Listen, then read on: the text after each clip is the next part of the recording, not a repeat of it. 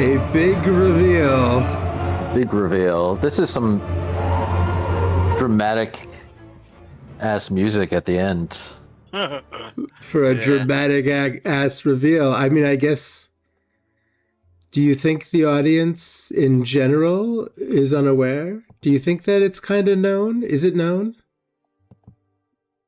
I think this story is much less known. I think, yeah. But it was not known to weebs. No, it was not known to weebs. They threw some clues here and there, you know. But also we talk about it openly. Yeah. We also spoiled it. Yeah, we've also spoiled it openly. In our podcast, Maybe We'll Fire and Blood. Yeah, which is about Game of Thrones and not giving too much shit about the production of the podcast. And with me, I'm Dave, and here is Saint and Weebs. What's up? So, does this episode have a title? This is episode 3 of A Night of the Seven Kingdoms. The title is The Squire. The Squire. The Squire Egg, who is Prince Aegon Targaryen. Yep. The youngest son of Prince Maekar. One of his brothers is drunk in a tavern, and the other one's a piece of shit. Yeah. And the third one is a maester, or is becoming a maester, and will one day go on to hang out with Jon Snow in the Wall. Where is that one? That one is older, right? Yeah, he's the third son, so he's younger than Aerion and older than Egg. Oh.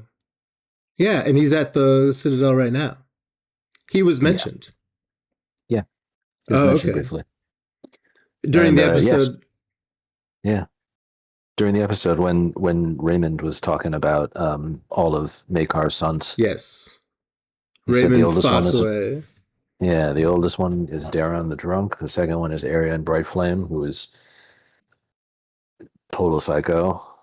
The dragon should never lose. Yep, the dragon never loses. That's the law.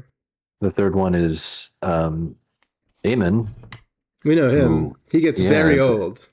He gets very old and hangs out with Jon Snow and then dies on the way back to Old Town.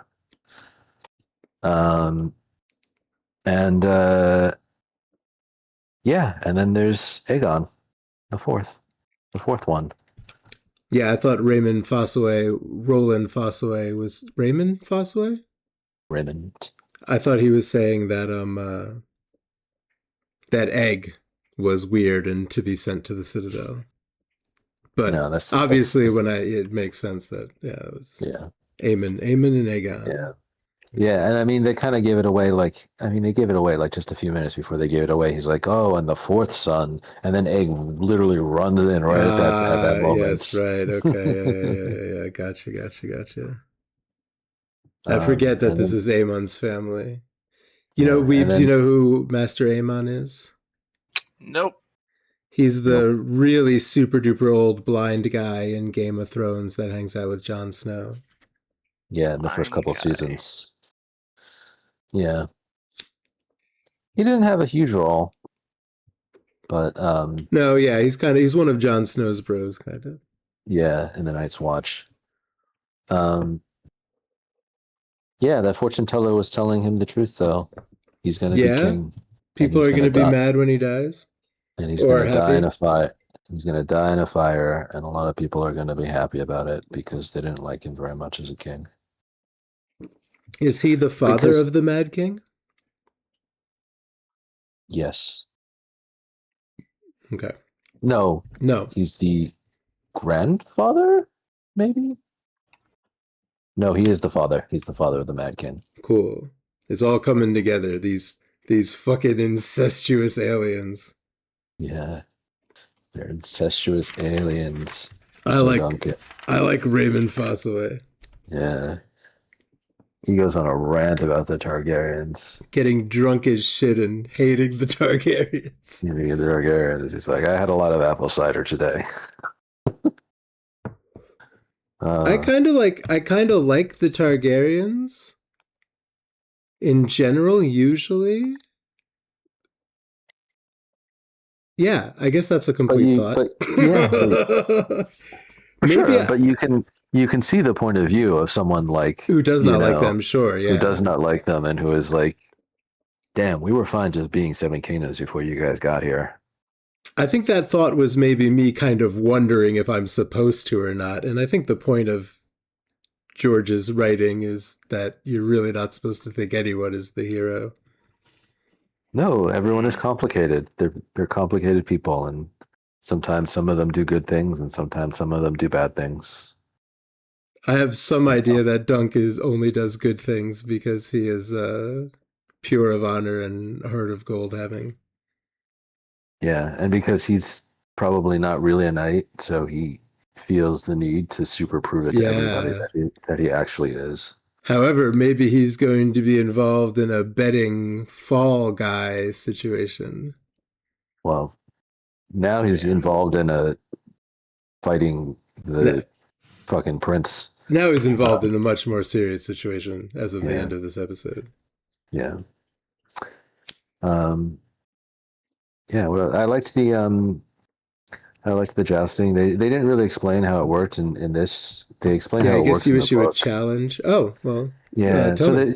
you saw there's like a row of like five tents. Yeah. That's the That's like the champions row, and they're the guys who are the current champions, and like I think they select five people to like be the quote unquote like initial champions. Okay. Um, Yeah. they throw up their tents and they stick their shields up on a pole. And if you want to challenge them, you ride over to the pole and you whack the shield with your lance, and then they come out and they joust Ah. against you. And if you win, they take down their shield in their tent, and you take that spot, you put up your shield, and then the next person can come along and fight you. And Okay. whoever is the champion at the end of the time period of ever long they're doing this, like 7 days or whatever, um, then they get prizes and glory and stuff like that. But you still get like prizes and glory even if you win only once, because then you get to like take the armor and the horse and the weapons of the guy that you beat and either keep them, or usually he gives you a big pile of silver to take them all Right. back, Yeah, to buy them back. ransoms them back. Yeah. Which is almost as good. Maybe you're not going to fit in that dude's armor. Buy some armor of your own anyway. Yeah. Um, yeah, and then maybe someone comes along and hits your shield next. So that's what he was doing. That's what Arion was doing when he rode up first to his cousin or his brother, no, his cousin's um, tent, and it was like, oh, am I going to challenge you? Oh Yeah, no. right there. He's like, no, I won't No. humiliate you. I'm going to fight this other guy first, and I'm going What to a stick a shitty lance guy. through this dude's horse's neck. He sticks a Um, lance right through the dude's horse's neck. What an impolite thing to do. Uncool. Really yeah, uncool. yeah, and everyone there who thought it was so uncool that they decided to like fucking riot about it. Yeah, they at least They're like, cheat. They're like, that was super uncool. It made unsatisfactory. Yeah. It made Raymond Fossaway very angry. Yeah. He had a lot of judgment to pass upon that action. Yeah, and Arion lost his horse for that. They were like, okay, well now you got to give your horse to the guy whose horse you just killed. Good. But probably a mean horse. Yeah, again, as Raymond pointed out, like, or maybe Duncan pointed out, like, yeah, a small comfort. The dude just smashed had his leg smashed. Like, this is medieval medicine. He might be lucky if he ever walks again. Yeah, he sure looked messed up in general. There was blood in his mouth and in his teeth, and oh yeah.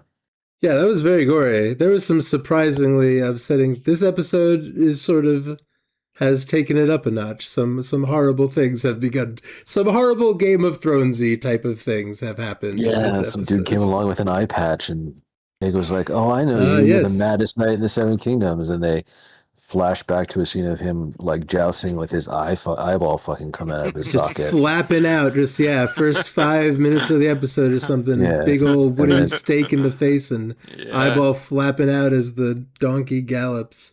Robin Risley? Yeah, I think so. Risley. Yeah. Who speaks in a plural? Some word is escaping me. Yeah. First person plural. We are. We will. Yeah. What are you, royalty? He's trying to frighten a little kid in the woods, and the kid is the kid is too filled with willpower and determination to be frightened by some old one-eyed psychopath knight. Yeah. Egg also teaches the horse to run on command and become his best friend which in what I assume is one morning or a couple hours. Yeah. Does he have some sort of special druidic connection through a blood raveny relative to have a? He speaks to the horse, and the horse is nodding yes and no. Yeah. Yep. Yeah. That's the beginning of this one. Yeah, he's a horse. He's a horse warg. Yeah. Well, that's cool if that's what's going on, because I mean those type of things happen around here, so we don't need to like. I don't think that's what it is. I think it doesn't seem like that's going to be in this show. No, but you think Egg's eyes are going to roll back white and like the horse is going to like kick someone's ass. Some more horse combat. This whole show could just be called horse combat. We've had horse combat every episode. Yeah. Is it if your opponent comes out with a horse that is so much in heat that it drives your horse crazy, are you allowed to cut that horse's head off? Either horse? Are you allowed to cut any horse's head off if such a thing occurs? Wait, what? You're referring to the first book of the Game of Thrones or the first season. And it was in the first season of the show, the first Gregor. You know, you're definitely not allowed to do any of that shit. If you're Gregor Clegane. Clegane, are you allowed to do it? Yeah. No, you're definitely not. You're going to get in trouble. He probably had to give his horse to Loris, too. Yeah, he probably did. I feel like he did get in. I feel like they were kind of constantly. I feel like the reason he was around the countryside getting into everyone's plot lines was because he was in trouble. They were like, God damn it, Gregor, get the fuck out of there and go torture some people with rats. Yeah, go someplace else and torture some people someplace, not around here. Jesus Christ. What an awful fucking series of stories. Yeah. You didn't like the way that Dunk handled those goose eggs. Yeah, he just stuck them right in that leather bag. I was like, those are going to get smashed. But apparently not. Yeah. Maybe goose eggs are a little bit harder. Maybe he was just very careful with his bag. TV eggs. Mm-hmm. Maybe he was just very careful with that bag, and I underestimated him. I mean, if I didn't have, I imagine that like if I had some eggs, goose or chicken or whatever, I don't know what's more delicate than a chicken egg, but like I think if I like had to walk down the street with 2 chicken eggs in like the pouch of my hoodie, I feel like I would be like aware enough just of their weight even to kind of just, carefully walk along with eggs in a little pouch. I just assume. I feel like I have that confidence in myself. Yeah. I mean, it's not ideal, obviously. No. Yeah, it's not what you want to be doing. You'd rather have some kind of purpose-built carrying container for eggs, but hey, in a pinch. I don't know why this is.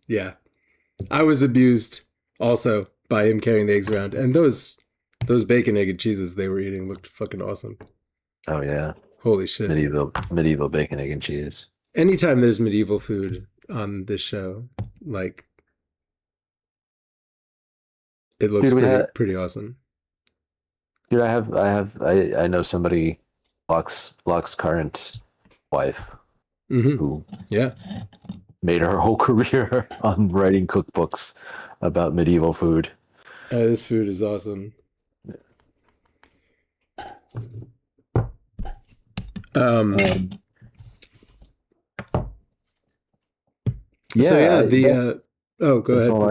That's all I got to say about this so far. Well, we sort of mentioned that Sir Ashford's youngest, Sir Andrew, is going to take a fall, and he's got a lot of people betting against him. And the Oh Dynasty yeah, Man probably didn't even really. He doesn't even really. It's not even like he's recruiting Dunk to be part of the scheme. He's just being like, just by the way, make sure you don't yeah, fuck up, and we'll all make a lot of money. yeah. Just go challenge Andrew. Yeah, just make sure you challenge him. That, and I guess that's the thing. I was like, why does he even bother need? Why does he even need to bother to recruit Dunk for this? But it's like, oh, you need someone who knows is not known at all, and he's gonna give Andrew really really good odds, so he knows when to take the fall. Yeah. You can't just take the fall against like somebody who's awesome at jousting. They're not gonna win a Yeah, lot it's of got to money off be of really that. surprising. Yeah, it's gotta be like 20 to 1 odds for Sir Duncan, the whoever the fuck that is. This will be. This will feel like a great mark against Dunk's honor to him, I Yeah, think. yeah, he can't do it. He's too honest for it. Maybe he won't have to. Yeah, that problem has been kind of superseded by his other problems. Yeah. Yeah, right now, I think right now it all got more serious than the lancing and jousting Yeah, that I assumed the show would be about. Maybe it still will be. But I mean right now shit is going on. yeah. I The mean, puppets, yeah, the fake red confetti has hit the fan. yeah. Um Even before we even get to the climax, I did have a thought, and it's funny that these the Kingsguard characters like leapt out to me last week as well. But this is like, and I guess maybe I will end up saying this every week as well. But more than ever, these Kingsguard characters stand out to me in the sense of their costumes and like the white cloak and the white armor and like just Yeah, the way that a house or an order stands they're out by their yeah, colors and their yeah. They're extra white in this yeah. series. It feels like I guess it's because too like the armor that they're all wearing. It doesn't seem like super practical armor. Like Yeah, I'm this is I'm the not sure. festival armor. This is Yeah, the like I'm sure jousting. I'm Yeah, sure it does the job, but they also tournament paid armor. some dude an extra like 2,000 gold stags or whatever to fucking Surely you the know put all kinds of like cool accents and engravings and make that helmet look like a flaming skull. Yeah, I was the wondering Death Knight ass if armor. yeah, armor historian what they would say about that. But maybe it's legit. Yeah, I mean, I've been down to the Metropolitan Museum of Art's Arms and Armor exhibit, and Neat. there's some pretty ornate looking armor from back in the day. And I'm not sure how much of it was actually used for like jousting and stuff, but like they were like, yeah, people would get in this and wear it, and Yeah, you know, and how much of it was it, pageantry? Basically, is the yeah, yeah, or and and I how mean, much of jousting is it's pageantry and how much of it is actual combat or sport? yeah, I mean, it's like 50-50. You Right. still, Yeah. again, there's no way to fake like two dudes with, you know, galloping horses at each other with lances. Like, if somebody fucks up or somebody is deliberately, as we saw, you know, like deliberately wants to fuck up by like killing killing a dude's horse or something like that. Or if the land shatters and part of it flies into your eyeball. Yeah, Jesus yeah. God. Or just, you're getting thrown from a horse. If you lose, you're getting thrown off of Yeah. your horse and Yeah, slamming or onto the like yeah, ground. but Like, like real easy to break something. thrown from your horse like because of sudden impact from like Yeah. an object moving in the opposite direction, like blasted off your horse. Yeah, dude, it's like a car crash. It's like being in a car crash. On purpose, competitively. Yeah. Yeah, you like you could like even if like everybody was doing everything above board and like aiming for the shields and everything was doing right, you get thrown off. You can break an arm, you can break a leg, you can break your fucking back. Sounds like a lot of fun. I don't feel like there are any like real good realistic jousting video games. No, I don't seems think like so. It would be neat. It seems like maybe. There was the one with the ostriches, the flying ostriches. Of course, that comes to mind. Yes, that's not. I'm not sure if. Yeah. I don't know if anyone has ever attempted a flying joust in any kind of realistic. Not that Game of Thrones has to be, but this jousting is relatively what jousting performed on Earth would be like. Oh yeah. It's not Dragonlance, right? We're not expecting to see any ostriches on this show. No, but large eggs, chocobos, maybe. Yeah. A really fun part of this was the discussion of whether we know or do not know the true name of the lady with 3 fingers who used them to pleasure men's bumholes. I think that the exact perfect amount of time was spent on that discussion, which was maybe 3 entire minutes of 3-finger lady legends. An egg being like, she's hope. This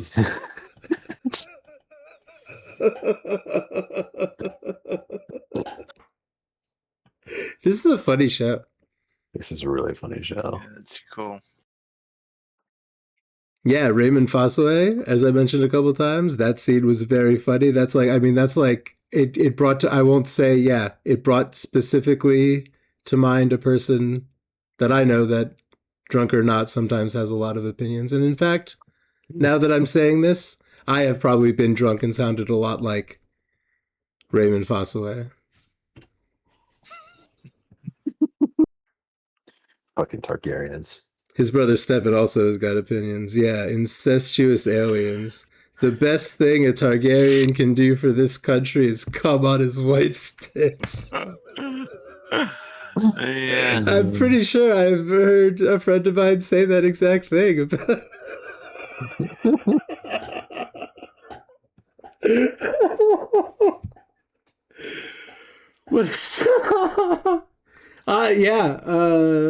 A lot of this honestly felt quite contemporary to me. At the puppet show, Dickhead Targaryen turns up and breaks the fingers of the nice lady who is painting the shield because on her puppet show, the dragon was defeated, which I guess is not allowed. No, I mean, not when you're a psycho Targaryen. Not when psychopath Targaryen is. I wrote some other first name. But my notes really only work in like a forward motion. When I go back and look for something I wrote down, I forget. Yeah, I wrote down some other term for the young Targ that I've now lost anyway. Some dickhead Targaryen name for him. But what a bastard scary Targaryen, man. Yeah. Aryan bright flame. With a bunch of black and red cloaked goons. Like, I love it. Like, they were so obviously Targaryen goons. I like even in the one with the fire and blood. Yeah. What was it called? The TV show? House of the Dragon. Yeah, even then, I mean, the costumes were getting better, and there were only like a couple houses to really focus on. This, I'm really feeling this. I'm really feeling the costumery. I'm really feeling the colors and the pageantry, and like, yeah. Yeah. And I mean, more than probably any place in like Westeros or in the medieval world or anything, like this kind of event is where you would see so much color and pageantry. And it makes sense for dudes to be wearing over the top looking armor and ridiculous, silken outfits and stuff like that. And ridiculous ass armor that you wear to the goddamn tourney. Yeah, I'm into it. It's fucking. I don't know. It's late. I had a thought and it went away. But yeah, this is the problem of doing this when it actually comes out, because it comes out at 10 o'clock at night on Sunday. Yeah. And I mean, we can do this. There are other ways we could do this. We could even talk about this the next day or something like that. But it's true. I don't know. I think it's fine. I mean, I'm not like, that wasn't really a complaint. I was really more commenting on the fact that, like, in the middle of what you were saying a minute ago, I thought of something and didn't write it down. And actually, really, when we do this, like, if you feel like I'm ever speaking like a robot, it's because, like, I'm, like, writing half sentences as I'm listening to you and then just kind of reciting them at you. That's fine. At least you're keeping some notes or something. I'm just talking off the cuff. Which I appreciate you doing, by the way, both of you. Thank you for being here. And really being it. But yeah, so Dunk, they're abusing the lady that's painting the shield. Dunk is a hero. We almost get the Kill Bill eyes. He has got like yellow and red lights flashing across his eyes. I thought he was gonna Hulk out. He runs in and kicks Scary Targaryen's ass, and right. But then 4 dudes jump him all at once. Yes, and big as he is, 4 guys is a lot. Scary is going to start by removing his teeth, and that's when Egg stands up and says, "Knock it off, my brother, Scary Targaryen. I am, in fact, Aegon Targaryen, younger brother of Aemon, who you all know from Game of Thrones."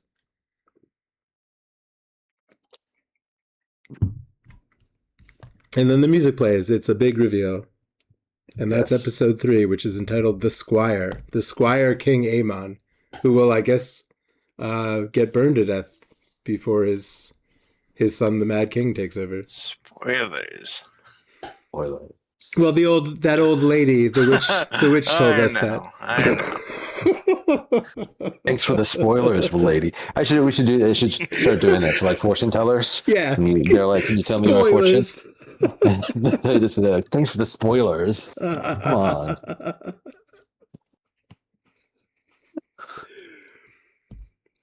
Start a fortune teller business and hang a sign out the front called "Spoilers for your life." Right. Yeah, life spoilers. So that can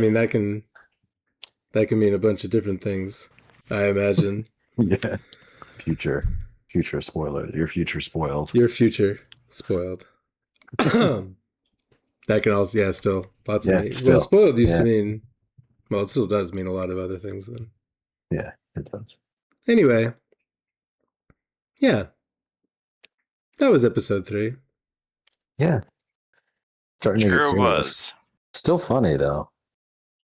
It is still very lighthearted, despite at least 3 extremely gory scenes, and also some dramatic tension starting to build. Especially, I also did not think that would be revealed within the first 3 episodes. There's only 6 episodes. Yeah, so. I sort of figured. I almost wasn't sure if these 2 people are going to continue to have adventures together. I almost don't see how it's feasible that King Mekar isn't just going to snatch Egg back off to the palace. But I guess that's why I'm watching the show, to see what happens. Yeah. But that's why I didn't know if it would be revealed at all, or maybe at the very end, So now I get to, so cool. What I complained about for the last 4 seasons of Game of Thrones, and probably every other TV show except for like 2 different shows, is that nothing ever surprises me. So cool. So now I have no idea what's going to happen, because I don't even know if they're going to continue to. I mean, I feel like the betting plot line and the match being thrown is going to continue to be a plot, but. Yeah, I'd be a little surprised if it was, but because I don't think Dunk is gonna be busy challenging people. No, No. You think bad things are going to happen to Dunk? I mean, he punched the Prince of the Blood in the face. Yeah, that's bad. And that's bad. And these guys are bad. These Targaryen guys are bad. Yeah. Later on, they're better. And even the good ones who are like, you know, like you still like you can't just be like, okay, never mind. Yeah. Yeah. So I still feel like a twist is coming, probably. Oh, yeah. There's another twist coming still. Ooh. Okay. Twist or two. You know, was her name Rhaenyra in Yeah, of course. The main lady who marries Daemon? Yeah. Who marries Daemon, yes. Yeah, when she's young, the actress when she's young is do you know that is Supergirl? Yeah, Millie Alcock. Yeah, she's Supergirl now. That's pretty cool. Yeah. The Superman movie was pretty good.